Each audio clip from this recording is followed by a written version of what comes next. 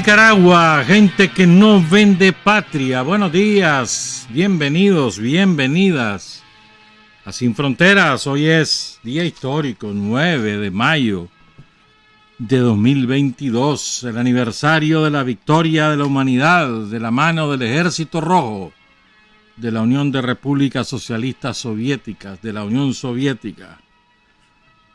Gran acto hoy allá en la Plaza Roja de Moscú y en otras 20 ciudades de la Federación Rusa. Hoy es pues 9 de mayo, lunes, con Carlos José Hurtado y con Luis Enrique Guerrero, cuando son las 6 de la mañana con 30 minutos. Sin Fronteras, la revista con William Griggs Vivado. En la primerísima 91.7 y 105.3 FM.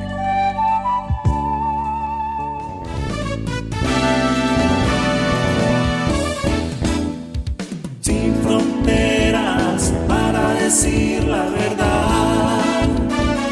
Sin fronteras, trabajar, avanzar, combatir, vencer. Sin fronteras.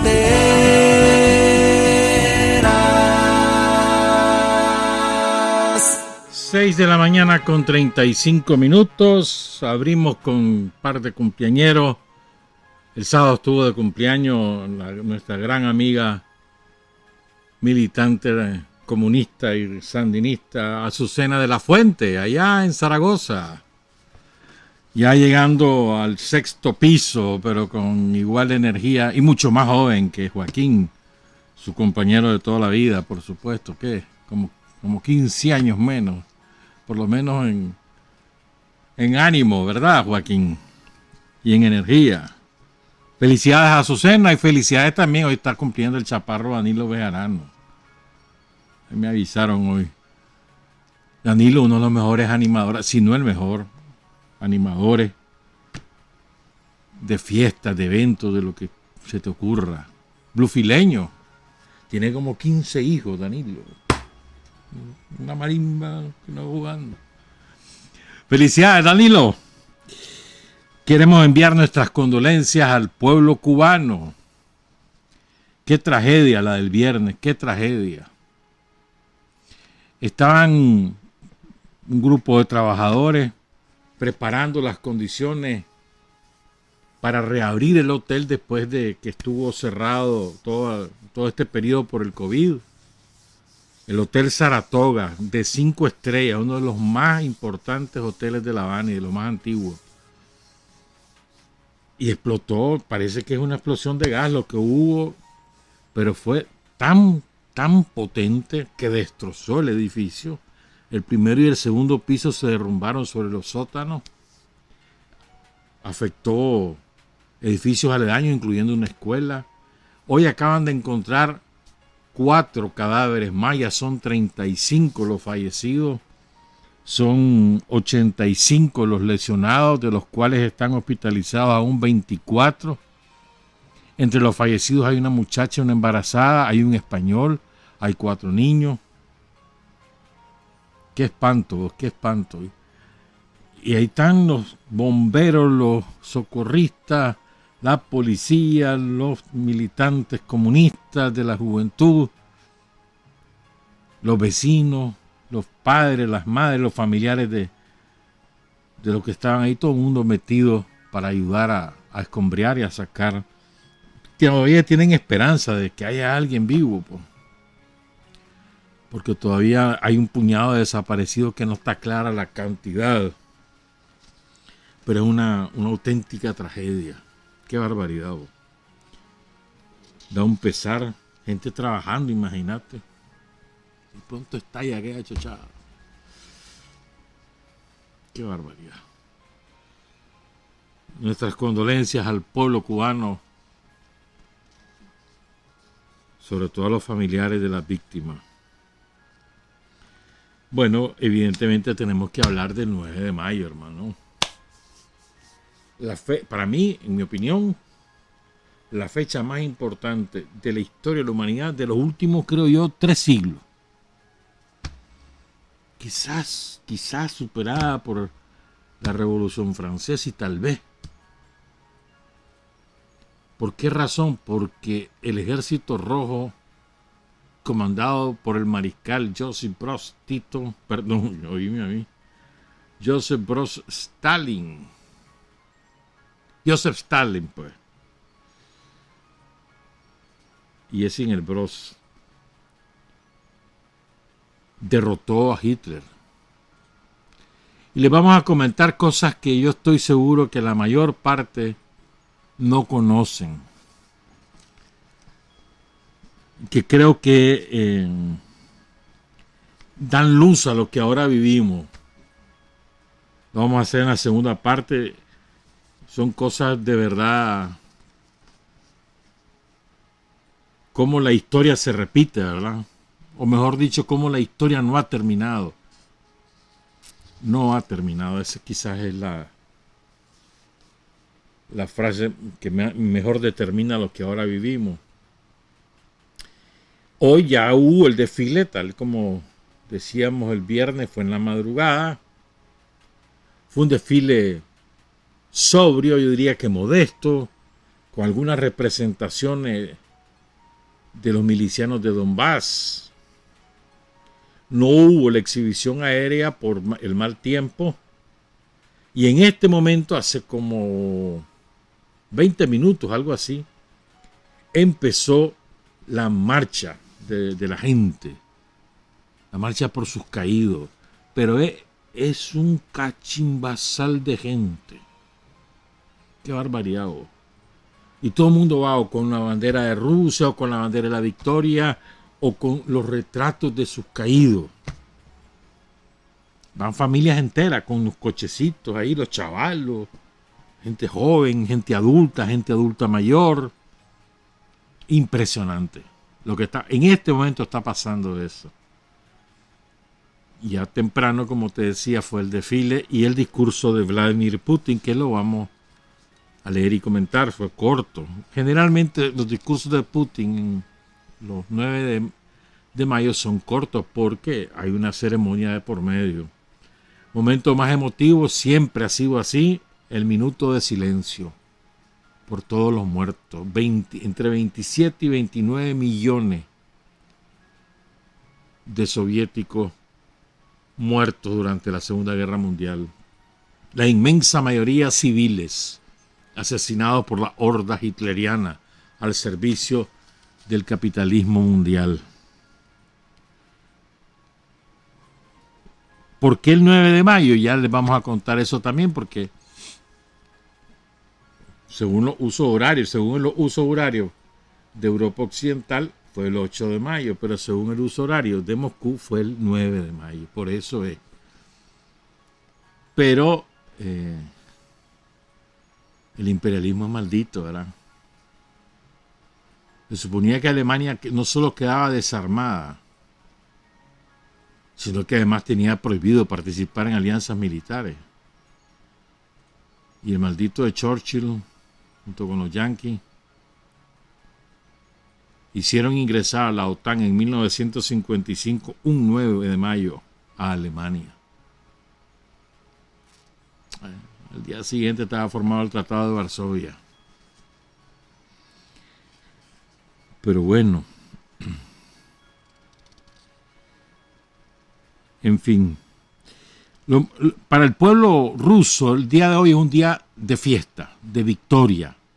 Entonces, se felicitan los unos a los otros. El día de duelo, el día que empezó la Gran Guerra Patria, el 22 de junio de 1941. Entonces el 22 de junio es el día de duelo. Y hoy es el día de la victoria. Entonces hoy hay celebraciones. La gente se felicita, se visita, el día feriado. Esto es importante. Por eso siempre Putin comienza su discurso felicitando al pueblo ruso.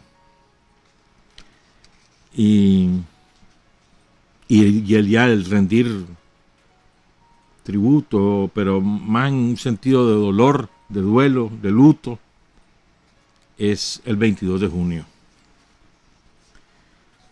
Entonces vale la pena que vayamos leyendo y comentando el discurso de Putin. Lo más importante no fue lo que dijo durante el discurso, sino algo muy breve que dijo después en una ceremonia especial, ya le vamos a contar. Fue muy breve, pero sustancioso. Y lo que dos de sus más cercanos colaboradores dijeron sábado y domingo, que evidentemente no lo decían sin autorización, evidentemente. O sea, se diseminó el mensaje en determinados funcionarios de primer nivel, de la máxima confianza del presidente de Rusia, Vladimir Putin. Entonces comienzo a leer el discurso. Queridos ciudadanos de Rusia, queridos veteranos, camaradas, soldados y marineros, sargentos y suboficiales, guardiamarinas y suboficiales, camaradas oficiales, generales y almirantes, les felicito por el día de la gran victoria. Defender la patria cuando se decidía un destino siempre ha sido sagrado. Con tal sentido de verdadero patriotismo, los milicianos de Minin y de Pozharki subieron por la patria, pasaron al ataque en Borodino, lucharon contra el enemigo cerca de Moscú y Leningrado, Kiev y Minsk, Stalingrado y Kursk, Sebastopol y Kharkov. Y aquí Putin menciona deliberadamente dos ciudades de Ucrania, Minsk, Bielorrusia. Deliberadamente, eso no es fortuito. Sebastopol, de Crimea. Y dice, continúa, y ahora en estos días están luchando por nuestro pueblo en el Donbass, por la seguridad de nuestra patria, Rusia. El 9 de mayo de 1945 quedará inscrito para siempre en la historia del mundo como el triunfo de nuestro pueblo soviético unido, de su unidad y poderío espiritual, de su hazaña sin parangón en el frente y en el hogar y en la patria. El día de la victoria es algo cercano y querido para todos nosotros. No hay familia en Rusia que no haya quedado marcada por la gran guerra patria. El recuerdo nunca se desvanece. En este día, los hijos, nietos y bisnietos de los héroes de la gran guerra patria están en la corriente interminable del regimiento inmortal. Llevan fotografías de sus familiares, de los soldados caídos que se quedaron para siempre y de los veteranos que ya nos han dejado. Estamos orgullosos de la invicta y valiente generación de los vencedores.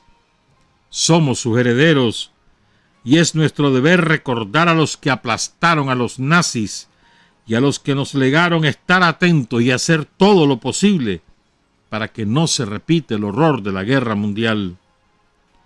Y por eso, a pesar de todos los desacuerdos en las relaciones internacionales, Rusia siempre ha estado a favor de crear un sistema de seguridad igual e indivisible, un sistema que es vital para la comunidad mundial. El pasado mes de diciembre propusimos la celebración de un tratado sobre garantías de seguridad. Rusia pidió a Occidente que entable un diálogo honesto, que busque soluciones sensatas y de compromiso y que tenga en cuenta los intereses de la otra parte. Todo en vano. Los países de la OTAN no quisieron escucharnos, lo que significa que de hecho tenían planes completamente diferentes y lo hemos visto. Se estaban haciendo abiertamente los preparativos para otra operación punitiva en Donbass, para una invasión de nuestras tierras históricas, incluida Crimea. Kiev, el régimen ucronazi, anunciaba la posible adquisición de armas nucleares. El bloque de la OTAN comenzó el desarrollo militar activo de los territorios adyacentes al nuestro. De este modo, se estaba creando sistemáticamente una amenaza completamente inaceptable para nosotros, justo en nuestras fronteras. Todo decía que sería inevitable un enfrentamiento con los neonazis, los banderistas, por los que habían apostado a Estados Unidos y sus socios menores. Una vez más, vimos cómo se desplegaba la infraestructura militar, cómo empezaban a trabajar cientos de asesores extranjeros y cómo se entregaban regularmente las armas más modernas de los países de la OTAN. El peligro crecía día con día. Rusia dio una respuesta preventiva a la agresión. Fue una decisión forzada, oportuna y la única correcta. La decisión de un país soberano, fuerte e independiente. Estados Unidos, sobre todo tras el colapso de la Unión Soviética, empezó a hablar de su propia excepcionalidad, humillando no solo al mundo, sino también a sus satélites, que tuvieron que fingir que no se daban cuenta y tragar con sumisión. Pero somos un país diferente. Rusia tiene un carácter diferente.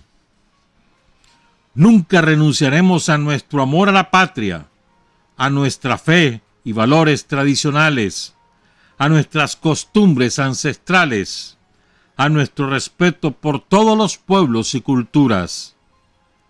En Occidente, estos valores milenarios parecen haber sido abolidos. Esta degradación moral fue la base de las cínicas falsificaciones de la historia de la Segunda Guerra Mundial, fomentando la rusofobia, glorificando a los traidores, burlándose de la memoria de sus víctimas y tachando el valor de los que ganaron y sufrieron la victoria. Sabemos que a los veteranos estadounidenses que querían acudir al desfile en Moscú, se les prohibió efectivamente hacerlo. Pero quiero que sepan que estamos orgullosos de sus hazañas, de su contribución a nuestra victoria compartida. Honramos a todos los soldados de los ejércitos aliados, los estadounidenses, los británicos y los franceses, a los participantes de la resistencia, a los valientes soldados y partisanos de China, a todos los que derrotaron al nazismo y al militarismo. Queridos camaradas, hoy la milicia del Donbass y los soldados del ejército ruso luchan en su propia tierra, donde los hermanos Siavstolav y Vladimir Monomakh, los soldados de Rumiantsev y Potekin, Suvorov y Brusilov aplastaron al enemigo, donde los héroes de la Gran Guerra Patria Nikolai Batutin, Sidor Kaupak y Lyudmila Pavlichenko se enfrentaron a la muerte. Ahora me dirijo a nuestras fuerzas armadas y a la milicia del Donbass. Luchan por la patria, por su futuro, para que nadie olvide las lecciones de la Segunda Guerra Mundial, para que no haya lugar en el mundo para verdugos, asesinos y nazis.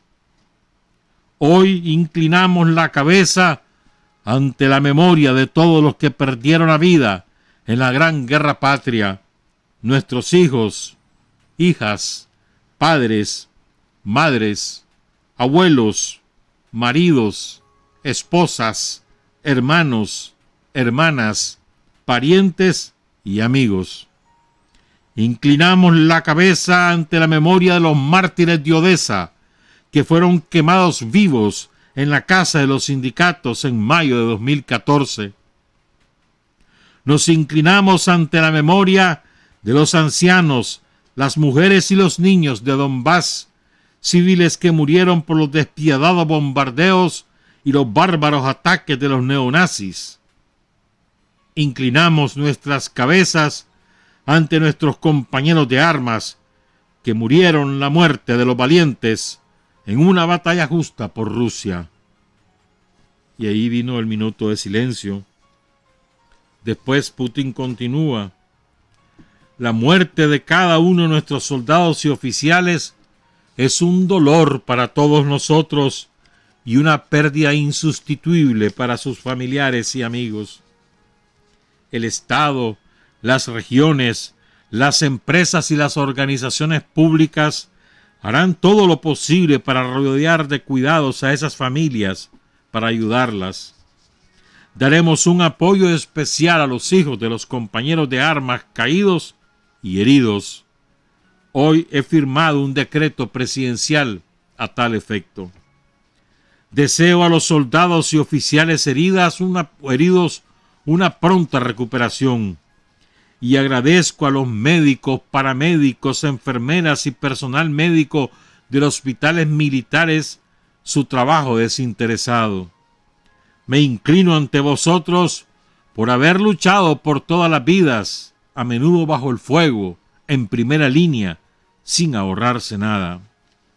Queridos camaradas, soldados y oficiales de muchas regiones de nuestra vasta madre patria, incluidos los que vinieron directamente de Donbass, de la zona de batalla, están de pie, hombro con hombro, aquí, en la Plaza Roja.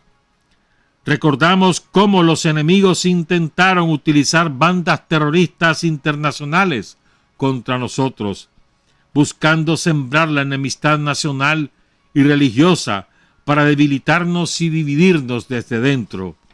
Nada funcionó.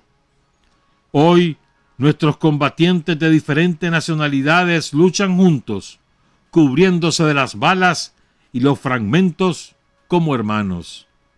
Y esa es la fuerza de Rusia, la gran e indestructible fuerza de nuestro pueblo multinacional unido. Hoy están defendiendo aquello por lo que lucharon nuestros padres, abuelos y bisabuelos. El sentido más elevado de sus vidas ha sido siempre el bienestar y la seguridad de nuestra patria. Y para nosotros, sus herederos, la devoción a la patria es el valor principal, el pilar fiable de la independencia de Rusia. Los que aplastaron al nazismo durante la Gran Guerra Patria dieron un ejemplo de heroísmo que perdurará en el tiempo. Esta es la generación de los vencedores y siempre los admiraremos. Gloria a nuestras valientes Fuerzas Armadas. Por Rusia, por la victoria, ¡viva! Vladimir Putin. Muy concentrados los mensajes. Hay mucho para desmenuzar ahí, pero no tenemos tiempo. Entonces, inmediatamente después de concluir el desfile, después del discurso vino el desfile. Después del desfile ahí cerró el acto y ahorita está la marcha. La marcha por los caídos. La marcha del regimiento inmortal, así se llama. Y entonces después Putin tuvo un gesto especial. Recibió al padre de Vladimir Soga. Aquí en Sin Frontera le rendimos un homenaje a Vladimir Soga. ¿Lo recuerdan? Hace como 2 meses. Hoy se cumplieron 75 días de la operación. Él era el jefe militar de Donetsk y murió en combate. Y lo que es verdad, él era el jefe y el cargo él fue sustituido en ese cargo por su papá, al revés de las cosas, ¿no? Entonces Putin hoy recibió al papá de Vladimir Soga, Artem Soga, ¿verdad? Y ahí dijo algo importante, Putin. Le dice a Artem, ¿no? Hoy te entrego la estrella de héroe de tu hijo. Desgraciadamente no está entre nosotros, pero vivió su vida de forma vívida, hermosa, y murió como un héroe, cubriendo con él a mujeres y niños. Recuerdan, ¿verdad?, cómo lo mataron, porque él iba cubriendo la salida de los civiles. Él prácticamente puso su cuerpo porque comenzaron a disparar los ucranazis y él así es que muere. Dio su vida por su país. Lamento que tu hijo ya no esté con nosotros, pero por otro lado te felicito por haber criado a un hijo así. Si hubiera habido una oportunidad de resolver este problema por otros medios pacíficos, por supuesto habríamos aprovechado esa oportunidad, pero no nos dieron esa oportunidad. Simplemente no nos la dieron. Simplemente no había otra opción. Los chicos están luchando valientemente, heroicamente, profesionalmente. La operación en Donbass va por buen camino. Se están aplicando todos los planes previstos. El resultado se conseguirá, no hay duda de ello. Vamos, claro. 6:59, ahora vamos con las cosas que no dijo Putin, pero que gente muy cercana a él la dijo. Entre el sábado y hoy. Hoy, por ejemplo, habló el viceprimer ministro ruso, cuyo nombre es Yuri Borisov. Solo voy a decir una de sus frases.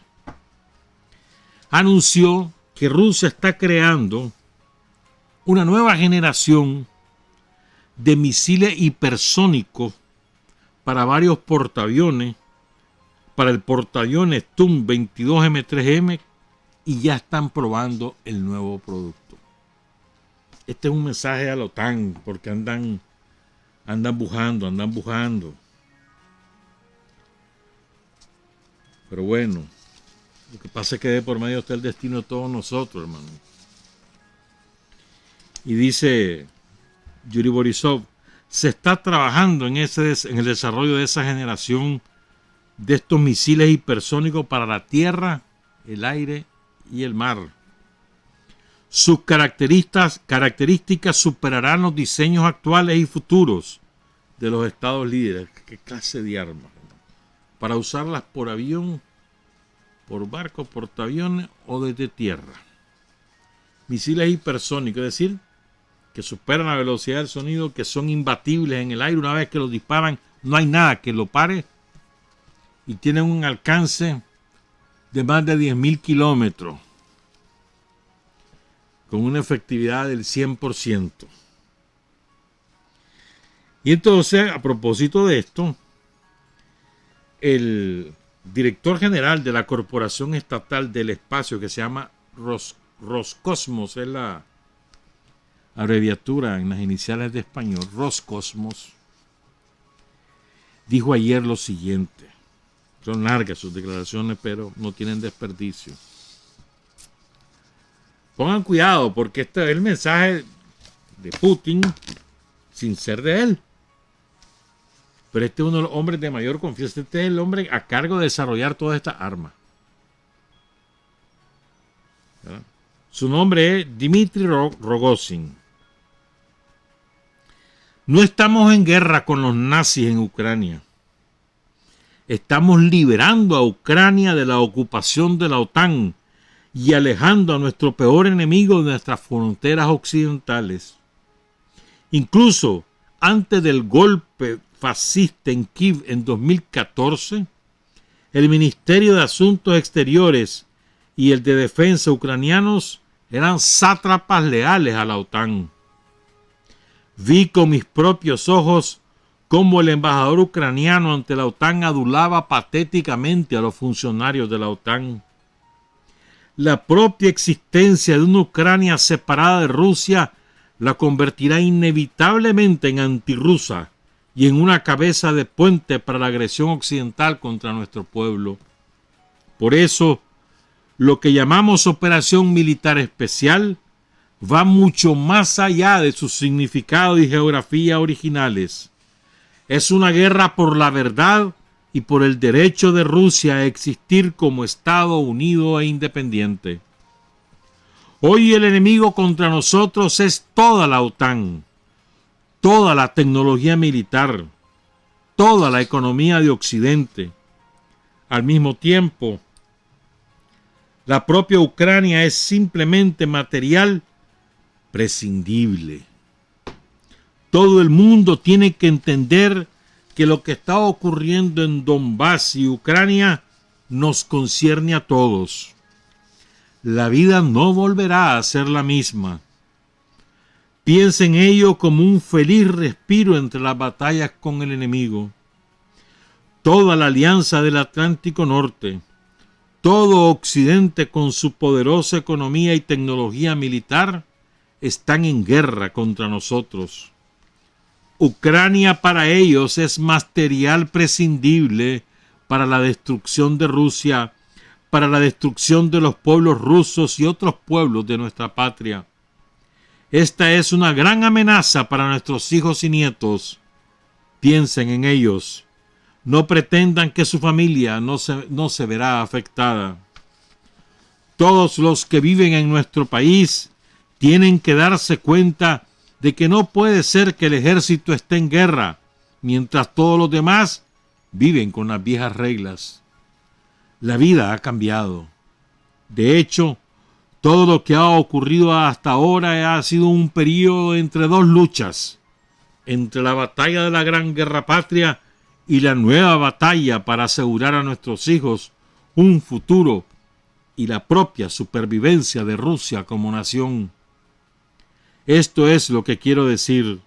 La vida ya no será igual.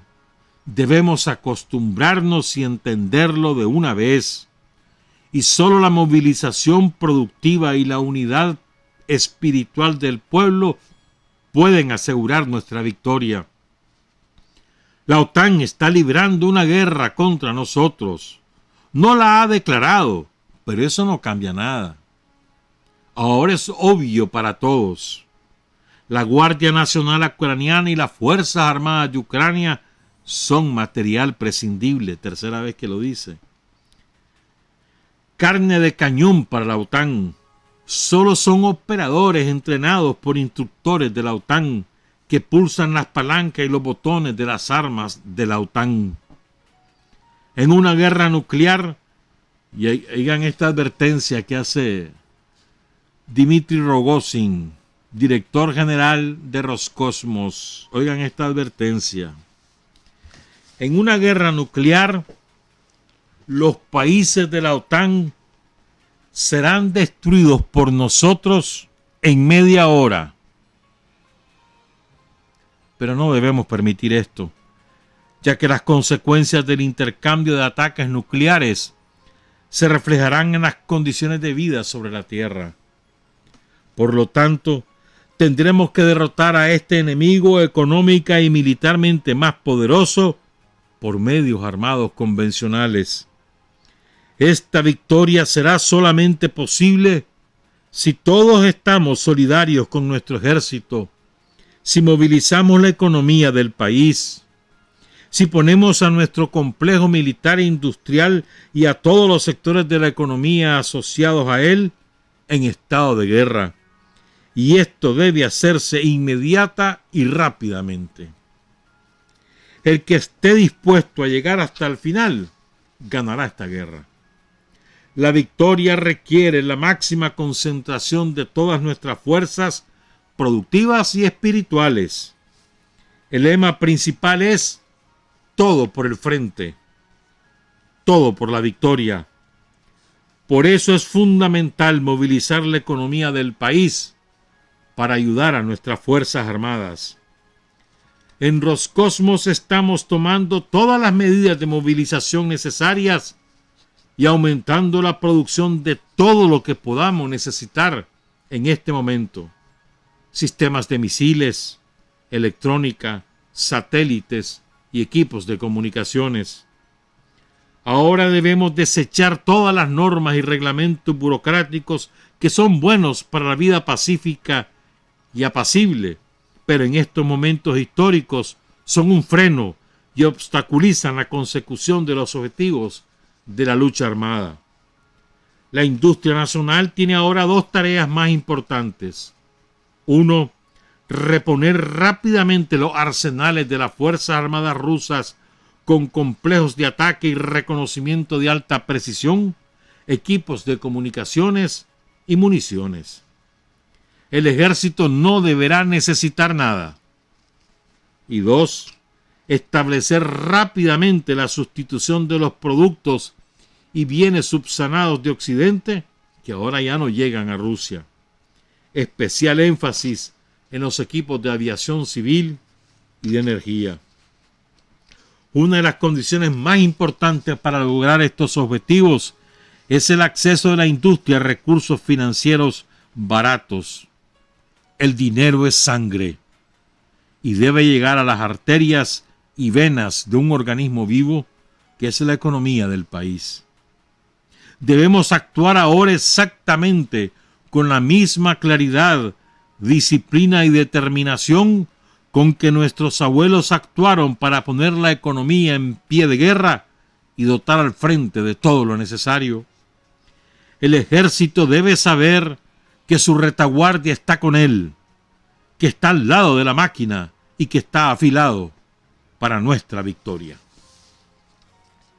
Oh, claro, Rogozin, extensa su escrito, pero además, después habló, la semana pasada, la prensa norteamericana filtró que los servicios de inteligencia de Estados Unidos estaban suministrando datos a las Fuerzas Armadas de Ucrania para la operación militar cotidiana, del día a día.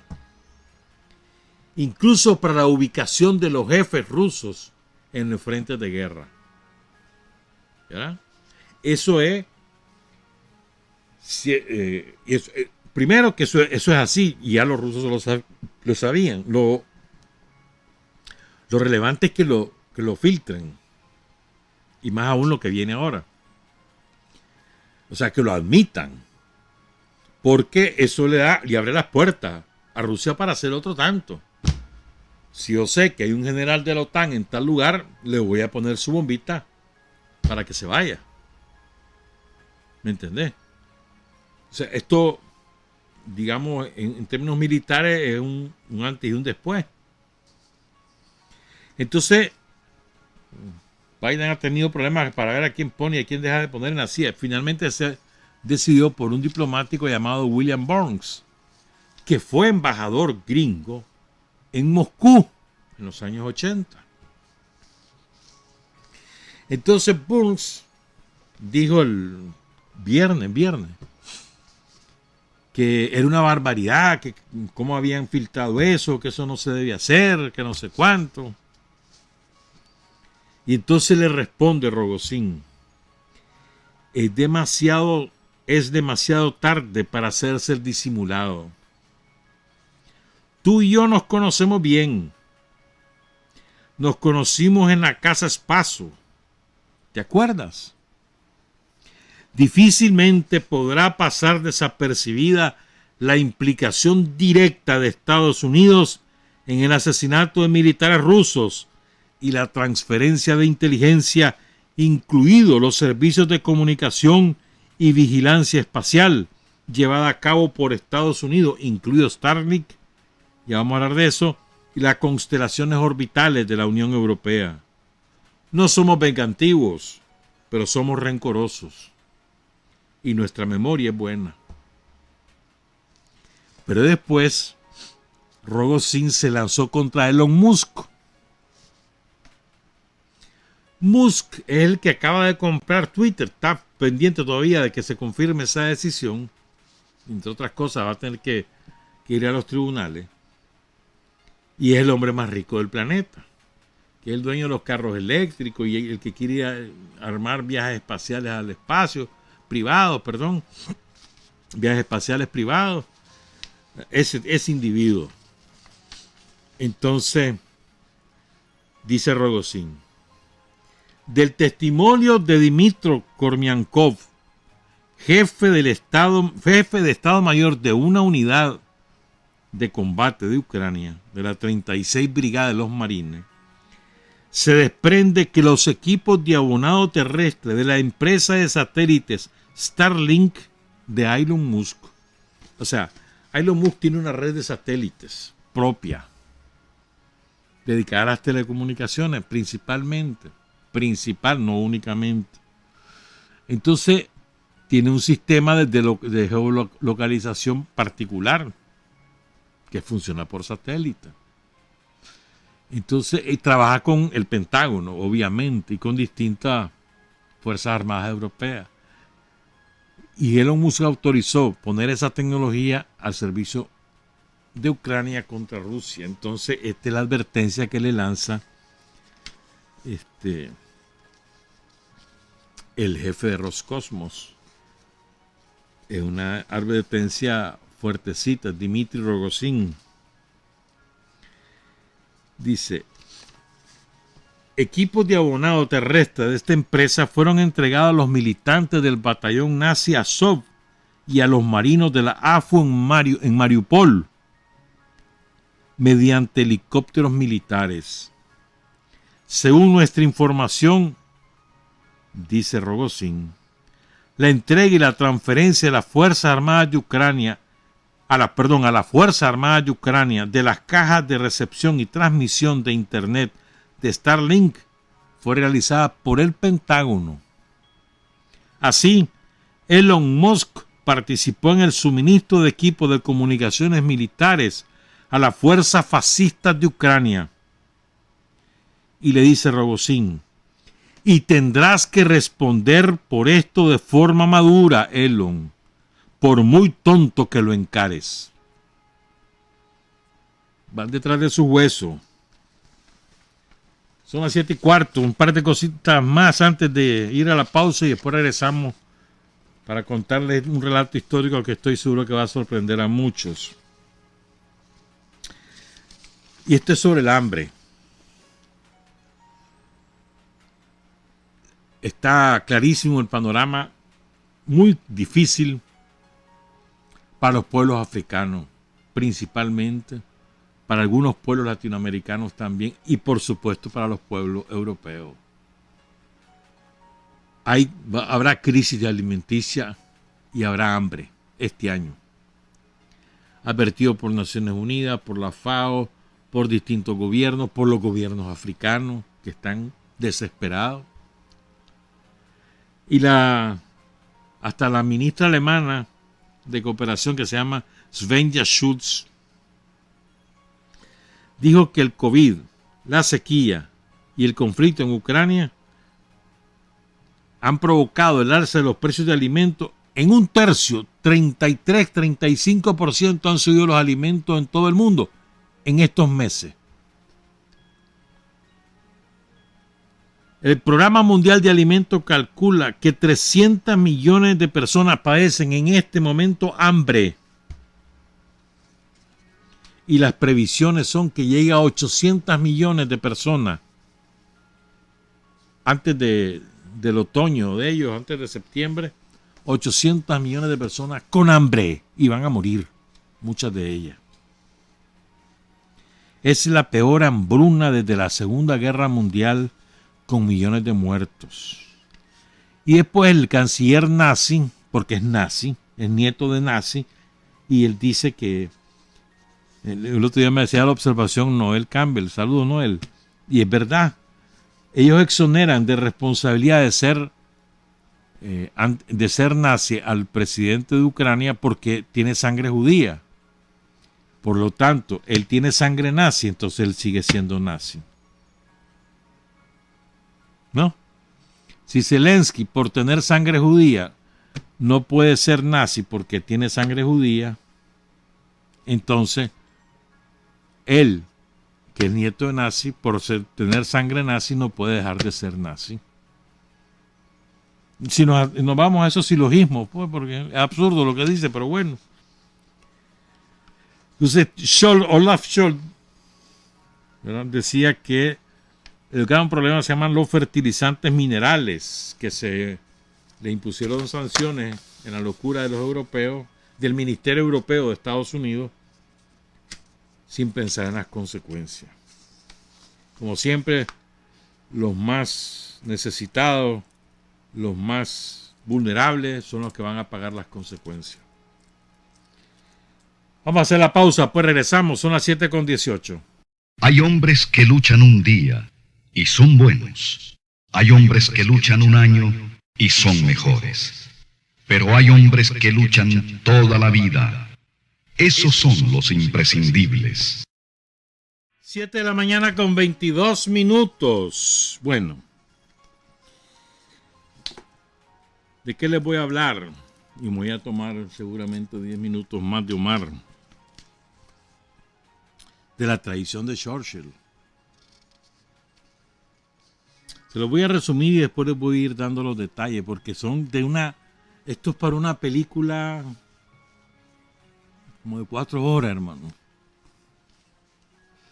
No. Es verdad que se sabe recién en términos documentales, pero se sabía desde hace 70 años.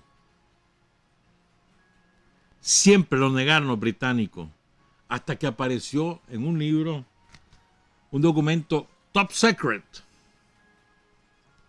de los británicos, donde se confirmó que Churchill había traicionado a la Unión Soviética.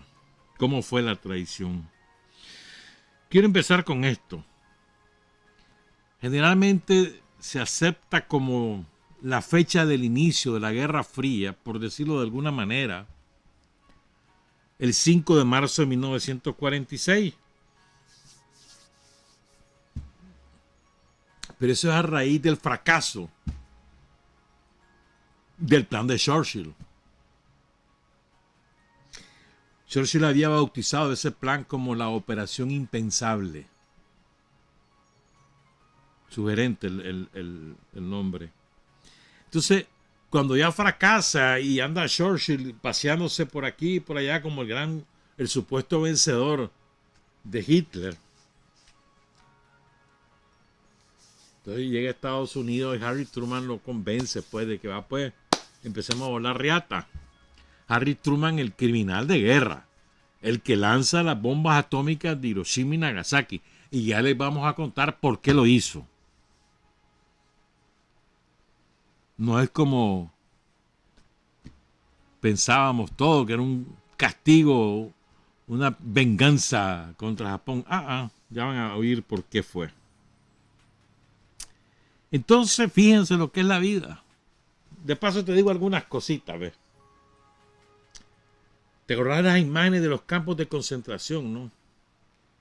Del horror que le hicieron vivir a los judíos. Qué cosa más espantosa. Cuando los hacían, primero los encerraban en los campos de concentración a pan y agua, si acaso, porque el pan se lo daban cada 3 días a los pobres, incluyendo a decenas, el 25%, el 20% de los 6 millones de judíos asesinados eran niños. El 20% niños menores de 15 años. Que los metieron a las cámaras de gas. ¿Y sabéis quién daba el gas? ¿Sabéis quién le vendía el gas a Hitler? La ESO.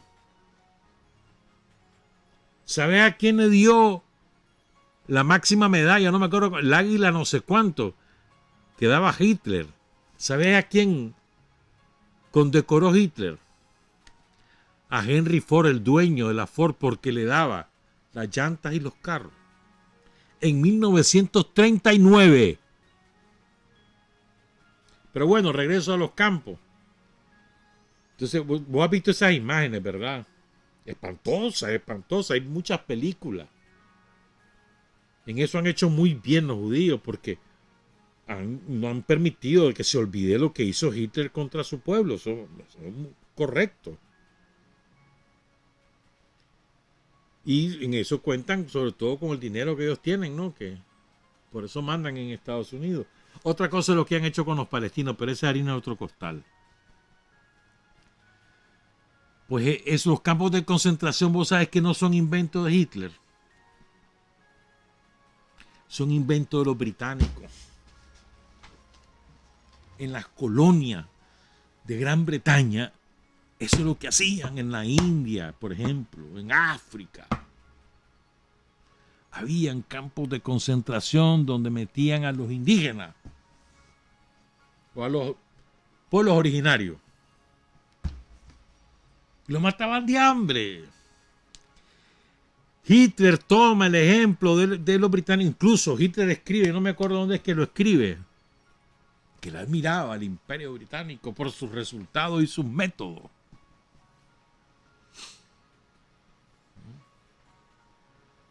Pongan cuidado en lo que les voy a contar. Solo estoy tirando algunas. Entonces se supone que la Guerra Fría comienza pues cuando llega Churchill ahí a Washington y un besito y abracito con Truman, 2 criminales. Los peores criminales de guerra después de Hitler son ellos dos. Y cuidado a su mismo nivel, hermano. El 5 de marzo de 1946, ahí Churchill pronuncia un discurso en el Westminster, no sé cómo se pronuncia, College de Fulton, en Missouri. Y ahí anuncia el nuevo enemigo, el comunismo, la tiranía de la Unión Soviética. No había transcurrido un año de la victoria del Ejército Rojo contra Hitler, aliado el Ejército Rojo con Gran Bretaña y con Estados Unidos. No había transcurrido ni un año. Y ya Churchill lo ubicaba como enemigo y como tiranía. Porque para poder activar la industria de la guerra, mantenerla a flote, vos necesitas tener enemigos. Cuando se derrumbó la Unión Soviética, inventaron el enemigo del terrorismo, ¿se acuerdan? Y mientras tanto, fueron alimentando el odio a los rusos. De eso vamos a hablar luego, sí. Entonces, el 5 de marzo de 1946, te estoy hablando, 10 meses. 10 meses después de la gran victoria sobre las hordas nazi. Entonces vino Churchill y dice, el enemigo ahora a vencer es la tiranía del comunismo ruso, porque nunca le dijeron a la Unión Soviética le decían Rusia. Y además hizo un discurso apocalíptico diciéndole, vienen cosas terribles para la Europa oriental, hasta donde habían llegado las tropas soviéticas. Va a haber hambruna, va a haber desastre, va a haber, bueno, cosas terribles. Y el término de telón de acero, ¿se acuerdan de ese término? Lo que tiene mi edad sí se acuerdan, el telón de acero. Hay nada de dónde lo agarra Churchill. Eso lo escribió nada más y nada menos que Goebbels, el ministro de desinformación de Hitler. Por cierto, Biden acaba de crear un ministerio de desinformación, es igualito. Lo escribió Goebbels el 25 de febrero de 1945, poco antes de ser derrotado Hitler. Y de ahí agarra el término Churchill. Porque es la vida, ¿verdad? Pero bueno, pongan cuidado en lo que pasó, pues.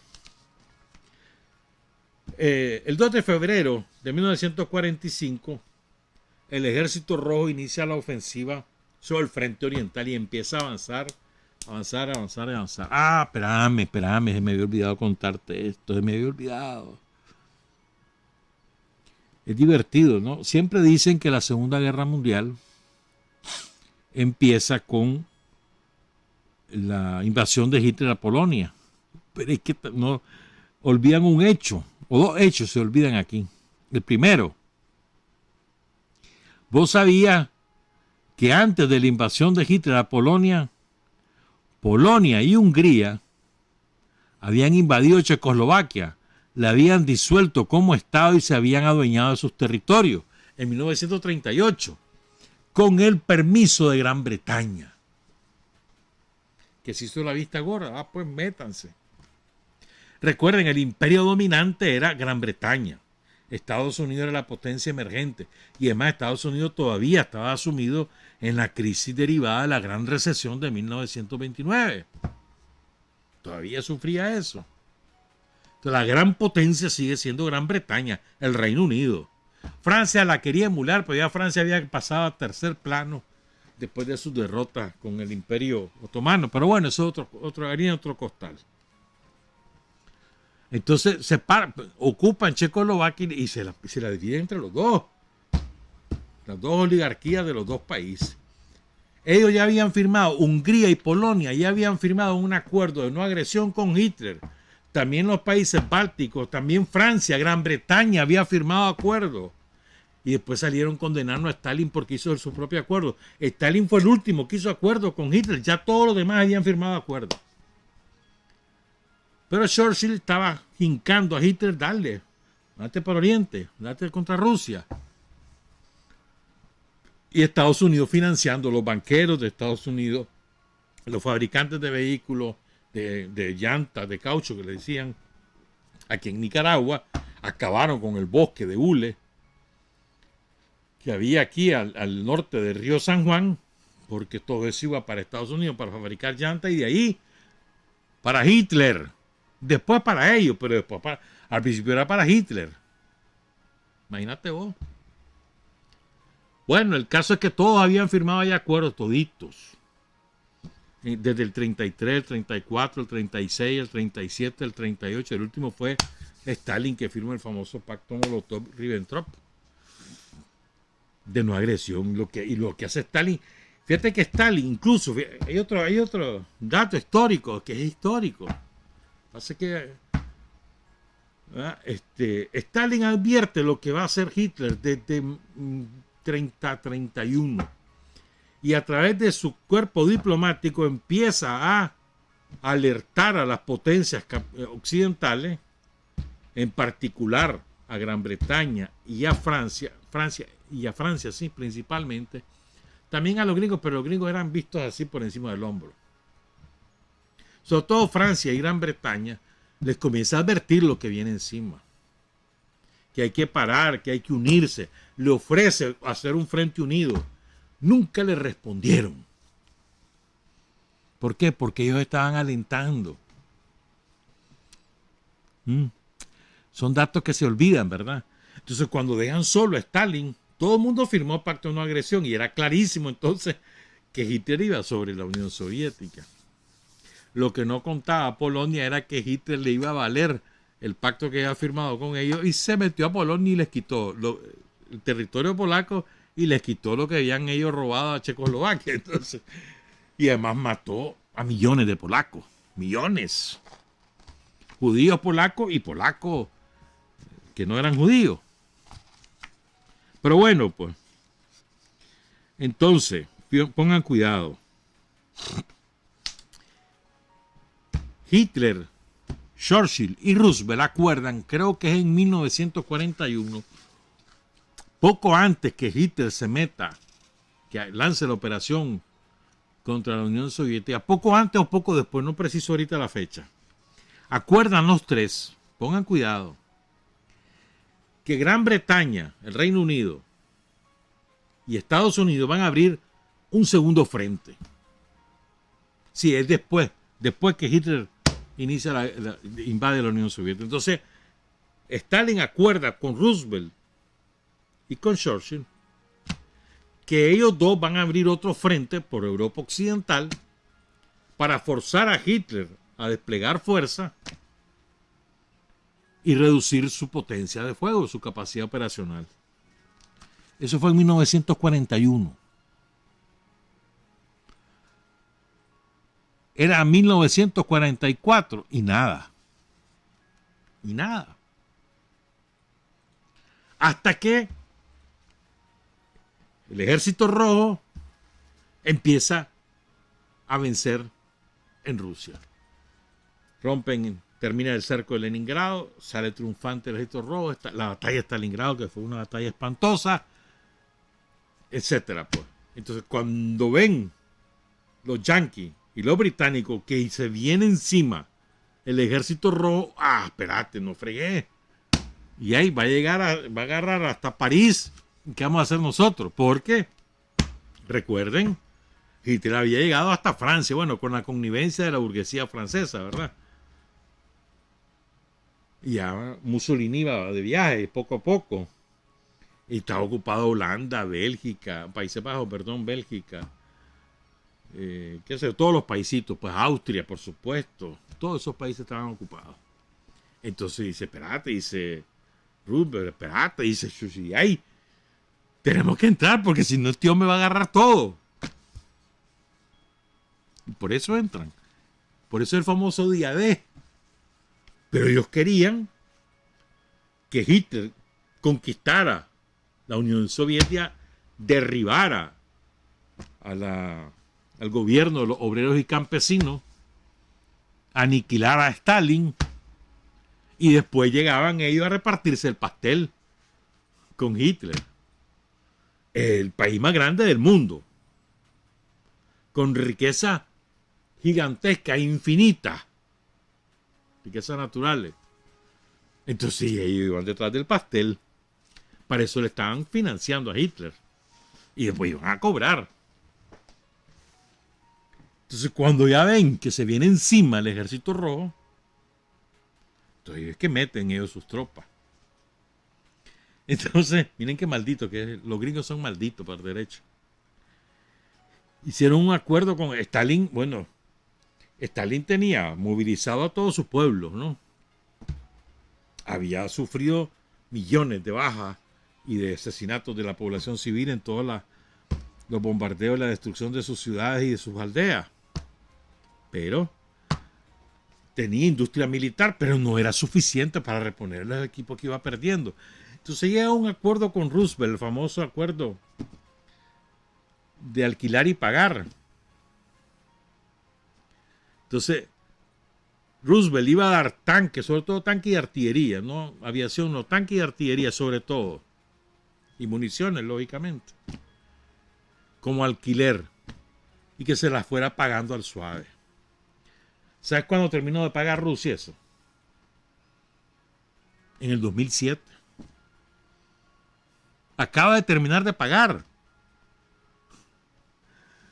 O sea, el negocio redondo, hermano. Te imaginas todo lo que cobró de intereses. Pero bueno. El caso es este, pues. Entonces está la conferencia de Yalta, ¿verdad? En Yalta, Winston Churchill, Franklin Delano Roosevelt y Joseph Stalin acuerdan quién va a llegar hasta dónde, quién se va a ocupar de qué. Incluso redactan el acta de rendición que van a hacer firmar a Hitler una vez que conquisten Berlín. Incluso. ¿Verdad?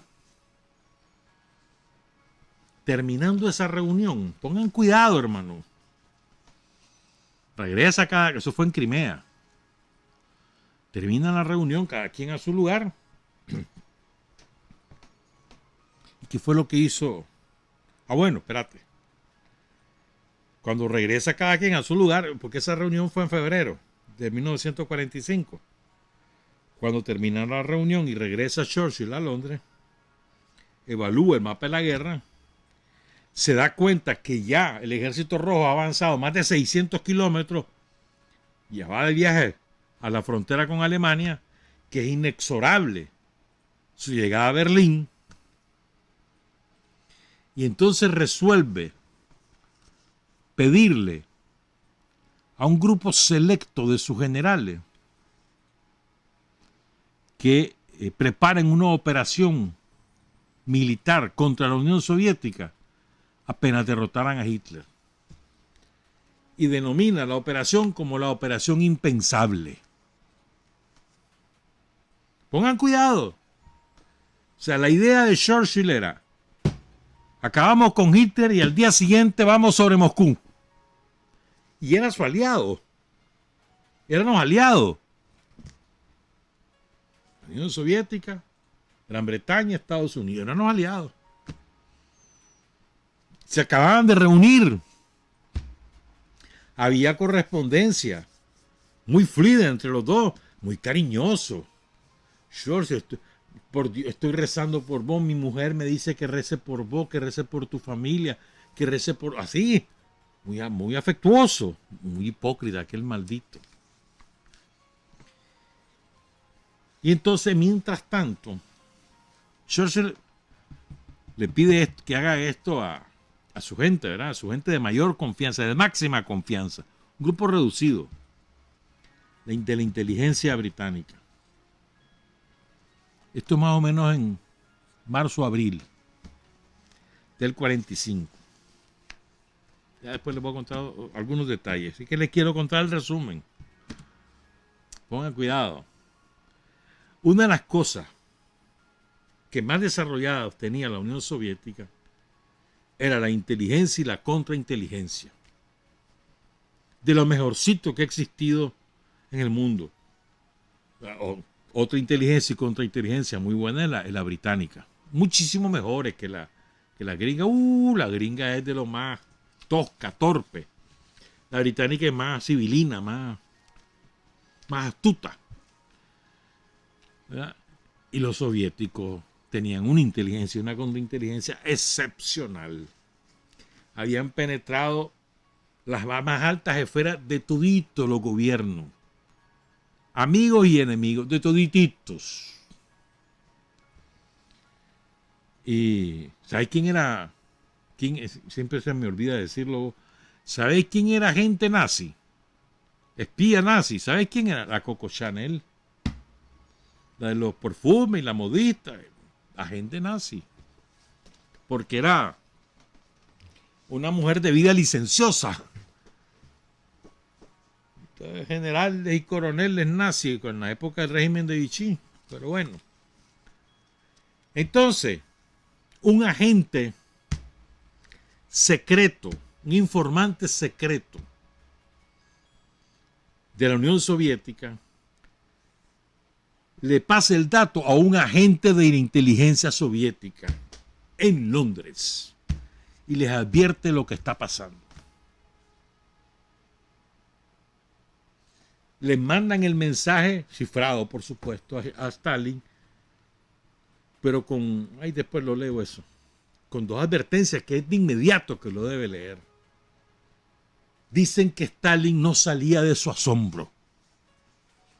Y ahora vamos a contar cuál era el plan. Ah, bueno, espérense.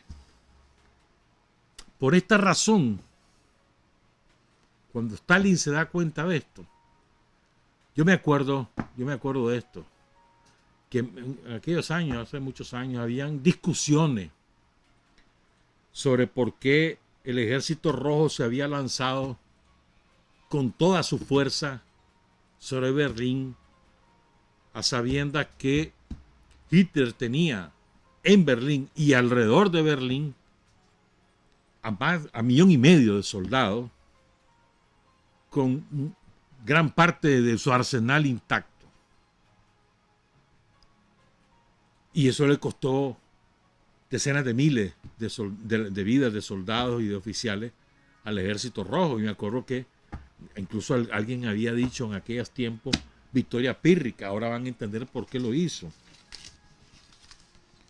Entonces, para Stalin se convierte en prioridad número 1 llegar no solo lo más pronto posible, sino ser los que obliguen a Hitler a rendirse en Berlín como una señal a sus socios traidores de su capacidad militar, como un factor de disuasión a británico y norteamericano.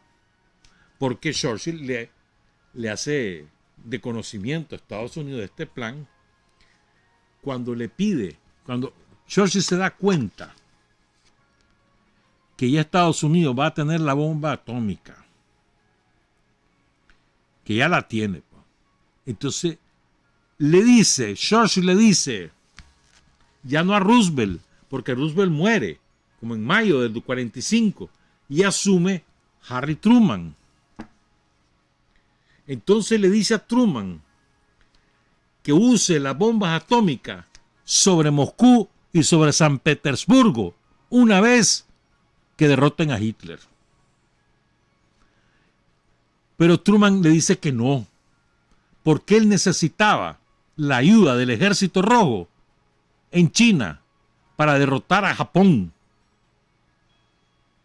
porque esa guerra estaba lejos de concluir. Contraria a la guerra en Europa, la guerra en Asia Oriental estaba lejos de concluir, en el lejano Oriente. Y era decisiva la intervención del Ejército Rojo, como efectivamente ocurrió. En 16 días rindieron a los japoneses con la famosísima operación militar en Manchuria. Entró el Ejército Rojo y se acabó. Se acabó la soberbia japonesa. Y bueno, sigo pues.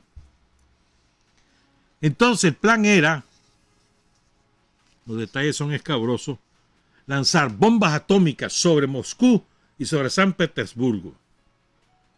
Destruir las dos ciudades. Y después meter la infantería y la aviación. ¿Pero con qué tropa? Bueno, Stalin empieza a avanzar, pues el ejército rojo empieza a avanzar rapidísimo. Berlín tenía 5 anillos de seguridad, 5 anillos. Ahí había 500,000 de soldados, la ciudad, y 1,5 millones entre la ciudad y los alrededores. 500,000 adentro de Berlín, en 5 anillos. Se suponía que era una fortaleza inexpugnable. Nadie se atrevía a decir de que iban a poder entrar a Berlín y derrotar a Hitler. Ninguno de los jefes militares de ellos, de los aliados. Entonces, avanzan sobre Berlín. La ofensiva final sobre Berlín empezó el 25, el 16 de abril de 1945. Ya sobre la ciudad. Ya están en Alemania hace rato, ¿verdad? Ya han derrotado a varios ejércitos alemanes. También han sufrido montones de pérdidas en el camino. No es chiche, hermano. Va el ejército ucraniano, el ejército bielorruso, varios ejércitos varios cuerpos de ejército del ejército rojo, pero han sufrido bajas, obviamente, porque la resistencia alemana era feroz. Era feroz. Pero había un factor subjetivo, y era el miedo de los alemanes, porque la ferocidad de los combates y de la valentía de los rusos, que habían superado las guerras de todo el occidente ruso, no solo Stalingrado y Leningrado, sino muchas otras ciudades, habían recuperado toda Ucrania, que había sido tomada por Hitler, y después habían entrado a Bulgaria, Yugoslavia no, Bulgaria, a Polonia, Checoslovaquia, etcétera. Entonces, sabían de la bravura de aquel ejército. O sea, lo que más le tenían miedo los nazis no era a la capacidad armamentística del ejército rojo, sino a la combatividad de sus soldados y a la inteligencia, a la astucia de sus jefes, de sus generales, de sus mariscales, de sus oficiales en general. Entonces, cuando ven que el ejército rojo viene sobre Berlín, empiezan a desertar por decenas de miles. Pero en lugar de rendirse allí en Alemania ante el ejército rojo, lo que hacían era pegar la guinda hacia Holanda, hacia Bélgica, para rendirse ahí ante el ejército británico y el ejército norteamericano. 1,000,000 de alemanes se calcula. ¿Y saben lo que hizo Churchill? Churchill no los mete preso, no los fusila, los organizó como divisiones y los empezó a entrenar con el armamento británico y bajo la disciplina, la lógica militar británica, porque esos iban a ser la punta de lanza de la infantería para entrar a la Unión Soviética. ¿Qué te parece? Ya te voy a contar cuántos eran. Espérate, si aquí tengo ese dato.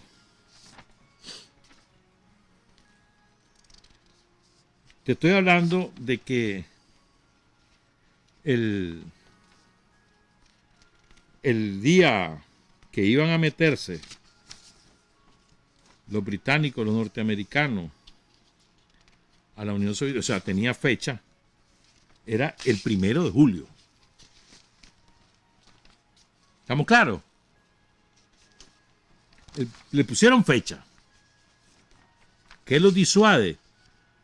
La ferocidad, la valentía y la astucia de los jefes y de los soldados del ejército rojo. Que lo impensable, penetran los 5 anillos, destrozan a los ejércitos alemanes que resguardaban Berlín y llegan hasta el Reichstag. Solo ahí en el Reichstag murieron 8,000 soldados alemanes. Solo ahí. Alemania había puesto barricadas, alambradas por todas las calles.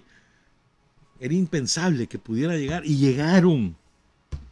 Y llegaron. Eso fue lo que los disuadió. Chivo, esperate, mano, no fregué, si nos metemos ahí nos van a matar. ¿Por qué creían ellos que no? Porque el ejército rojo estaba agotado. Los arsenales estaban a punto de colapsar. Era lógico, después de 4 años de una guerra infernal. Los alimentos escaseaban, los avituallamientos, o sea, era lógico. Pero además, la superioridad de los británicos era inmensa, sobre todo en fuerza naval y en fuerza aérea, era inmensa. Ya te voy a leer qué es lo que tenían. Oigan esto, Las armadas de Gran Bretaña y Estados Unidos tenían 19 veces más de destructores que la Unión Soviética. 19 veces más. 9 veces más en acorazados y grandes cruceros. Y el doble de submarinos de la Unión Soviética. Tenían 167 portaaviones y 7.700 aviones con bases en portaaviones. ¿Y saben cuántos tenía la Unión Soviética? ¿Saben cuántos portaaviones tenía la Unión Soviética? Ninguno. Tenían 2.464 bombarderos de primera clase. Y los rusos tenían lo máximo 1.000 bombarderos de largo alcance con mucho menor radio de combate. Esa superioridad era inmensa, pero no tenían lo que tienen los rusos, los soviéticos: coraje, valor y astucia. Y que además están inspirados en el amor a su patria. Quiero leerles, por aquí tengo esto, porque esto es muy revelador, ¿no? De la moral de combate de los soldados. Hay un... Aquí está, ¿ves? Espérame. Y que tengo aquí está. Hay un sargento, en un libro sale esto, hay un sargento que se llama Nikolai Vasilev. Oigan esto, te retrata la moral del ejército rojo. Por eso siempre digo, no, la moral es mucho más importante que el armamento. ¿Cómo nosotros logramos derrotar a Somoza? Con la moral, con la fuerza moral, con la organización, la unidad y la fuerza moral. ¿Cuál es la mayor fortaleza del ejército de Nicaragua? La moral, la formación. ¿Cuál fue la superioridad de Sandino? La moral. No era el armamento, la moral. La moral. Entonces escribe el sargento Nikolai Vasiliev, cuando ya están frente a Berlín, ¿verdad? Están como a 30 kilómetros de Berlín, ya van, ya tienen la orden de ir sobre, ¿no? Entonces este hombre escribe: ante nosotros se extendía una enorme ciudad. Una sensación de alegría y exultación nos invadió. Aquella era la última posición enemiga y la hora de la venganza había llegado.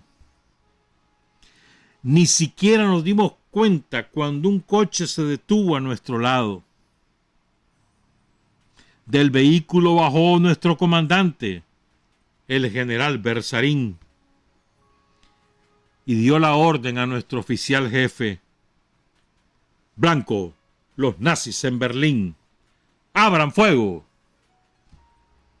La artillería comenzó a disparar proyectiles sobre los que habíamos escrito. Pongan cuidado. Sobre los proyectiles de la artillería, los soldados habían escrito: por Stalingrado, por Ucrania, por los huérfanos y las viudas, por las lágrimas derramadas por nuestras madres. ¿Ya? A esto es lo que le tenían miedo los alemanes, pánico. porque ellos sabían las chanchadas que habían hecho en los campos, en las ciudades de Alemania. Ellos sabían. Y sabían, lo que tenían miedo era que el ejército rojo los agarrara a todos y los fusilara. Ocurrió con algunos, con una parte, pero con la mayoría de los prisioneros de guerra quedaron presos. Te estoy hablando de decenas de miles de alemanes capturados por el ejército rojo, procesados, pero no fusilados. ¿No? Y oigan lo que pasó. Lo que era, ese Stalin tenía, es que, y los rusos tienen una capacidad, una formación diferente, enorme. Oigan esto. Pongan cuidado, ya está Berlín prácticamente tomado, ya se rindió el Reichstag, etcétera. Entonces, pero todavía quedan unidades militares ahí fuertes. Y ahí si los combates terminaron casi terminando mayo. El 9 de mayo se firma. Pero los nazis unidades nazis siguieron combatiendo en distintos puntos de Berlín y de ciudades de Alemania durante un buen rato. Entonces el 2 de mayo a las 2:50 de la madrugada estaba el mariscal Vasily Ivanovich Zhukov, que era el jefe de toda la operación. Zhukov fue conocido como el mariscal de la victoria. Así lo conoció. Fue 2 veces héroe nacional de Rusia, orden Lenin, de todo. El mariscal de la victoria estuvo en Stalingrado. Este hombre estuvo en la lucha contra la contrarrevolución que organizó Churchill, cuando todavía no era primer ministro, era jefe militar, un mal jefe militar, lo derrotaron los turcos, bueno, otro día. Pero bueno, este mismo Churchill había organizado la contrarrevolución contra Lenin. Entonces este mariscal desde entonces se había metido al ejército. Después que derrotaron a los guardias blancos, él se metió a la academia, estudió y demás. Fue herido 4 veces, en la pierna, en los brazos, en el abdomen. 4 veces herido ese hombre. Estuvo embajador, si mal no recuerdo, y después lo mandaron. Mariscal Vasily Ivanovich Zhukov. Entonces llega un general nazi, el jefe de la guarnición, el último comandante después de la defensa de Berlín, que se llamó Helmut Weidling. Llega y le dice: vengo a rendirme, sin condiciones, pero quiero que no me maten, pues. Pero antes había llegado otro general ahí a ponerle condiciones al mariscal, y es que él le ha dicho: mira, aquí, sin condiciones, andaba a convencer a tu gente, pero sin condiciones. Le respetamos la vida nada más. Entonces vino Zhukov y le dice: bueno, redactate una propuesta de rendición, pues, y escribe lo siguiente. 2 de mayo de 1945, el 30 de abril de 1945, el Führer se suicidó, abandonando a su destino a todos los que le habían jurado fidelidad. Fieles a la orden del Führer, vosotros, soldados alemanes, han estado dispuestos a continuar la batalla de Berlín, aunque su munición se agotara y dada la situación general, es absurdo seguir resistiendo. Ordeno que cese inmediatamente toda resistencia. Cada hora que sigan luchando prolonga el terrible sufrimiento de la población civil de Berlín y de nuestros heridos. De acuerdo con el alto mando de las tropas soviéticas, os conmino a abandonar inmediatamente la lucha. Y firma Weidling, antiguo comandante de la zona de defensa de Berlín. Pero van a oír ahora lo que pasó ese día, después de ese día.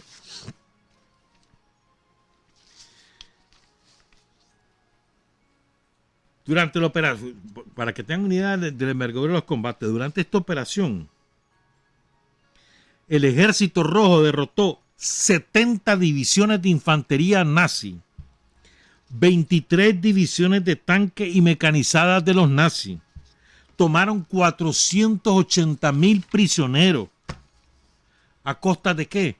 De 78,291 soldados y oficiales soviéticos caídos y 274,184 heridos. Ese fue el precio que pagó la Unión Soviética por la toma de Berlín. Nada más. más de 600 de los oficiales y soldados que participaron en el asalto final a Berlín recibieron la orden o el título de héroe de la Unión Soviética. Pero oigan, ¿qué pasó?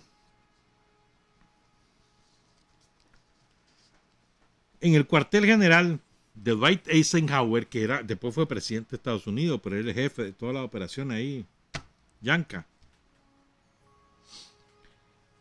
Eisenhower y el jefe soviético, el general Susloparov,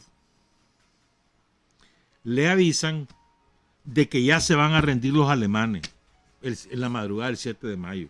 Pero es un aviso repentino, sospechoso, precipitado. Y lo raro es que el texto que les presentan no es el texto que habían redactado Stalin, Roosevelt y Churchill en Yalta. Era diferente. Pero fíjense la astucia de este hombre, del general Iván Alexeyevich Susloparov. Entregan el nuevo texto, le mandan a avisar a Stalin, ¿no? Pero recuerden las comunicaciones en aquella época, telegrama, cablegrama. El general, como ve que no es el texto de la rendición, firma el documento. No tenía la autoridad, pero bueno, le están ofreciendo la rendición. Pero pone una nota al pie que dice: no excluye la firma de otro acto más perfecto de rendición a Alemania si es declarado por cualquier gobierno aliado. Y esa nota es la que salva todo. Porque la rendición no era ante las tropas soviéticas, era ante las tropas aliadas, y les iban a respetar la constitución como ejército a los alemanes. Stalin manda a decirle no firmar, pero por supuesto el mensaje de Stalin llega tarde, ya se firmó. ¿Por qué? O sea, por las comunicaciones, pues. Pero lo que salva es la nota al pie que había puesto el general Susloparov. Entonces dice Stalin, bueno, dice, ese tratado no lo puedo derogar, pero tampoco lo reconozco.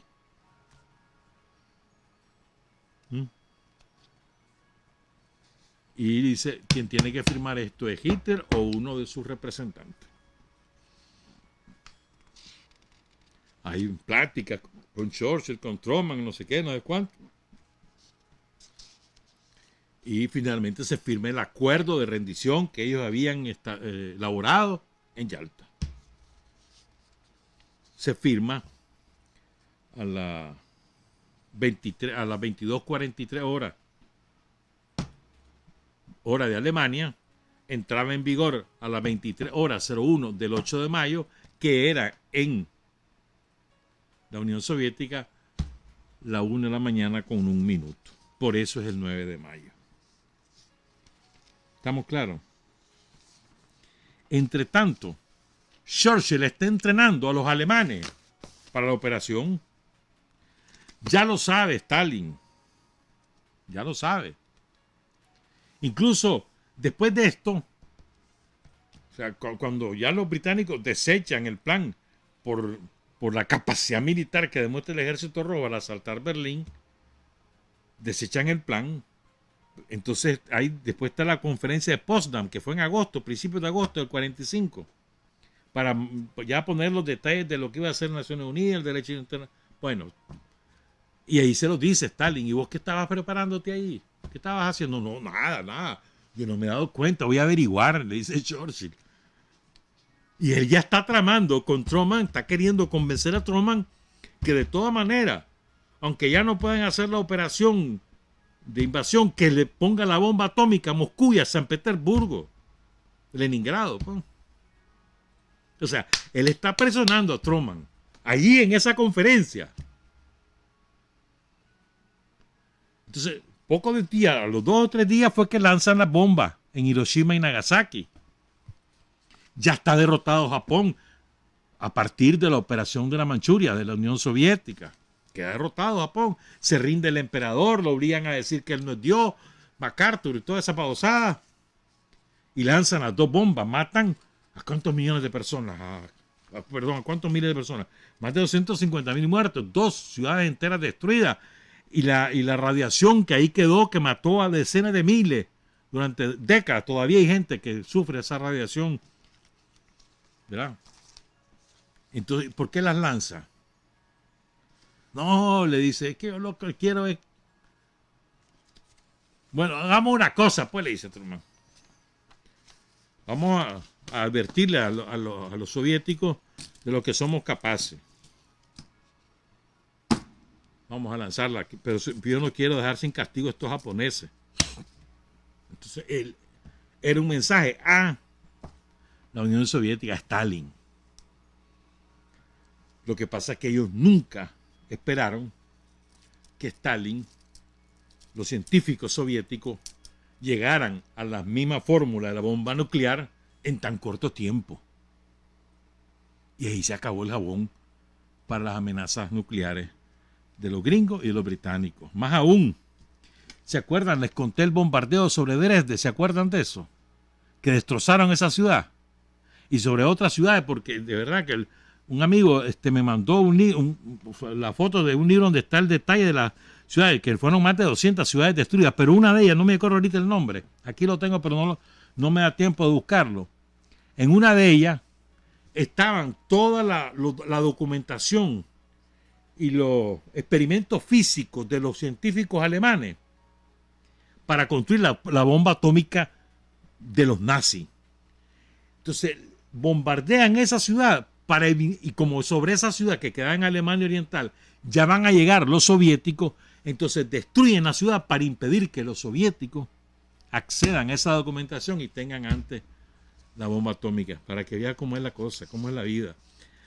Vos sabés que además de todos esos soldados nazis que los tenían organizados para entrar a la Unión Soviética, también absorbieron a todos los científicos, etcétera, etcétera, se fueron para vivir a Alemania, ¿verdad?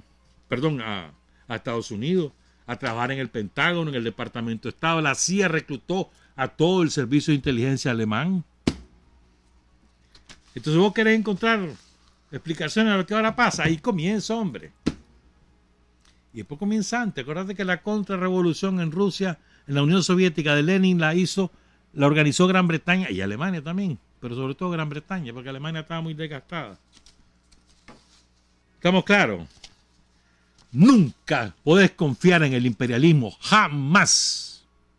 Nunca van a ser amigos tuyos, jamás. Son tus enemigos por definición. Y si en algún momento se acercan a vos, es porque andan buscando un interés determinado.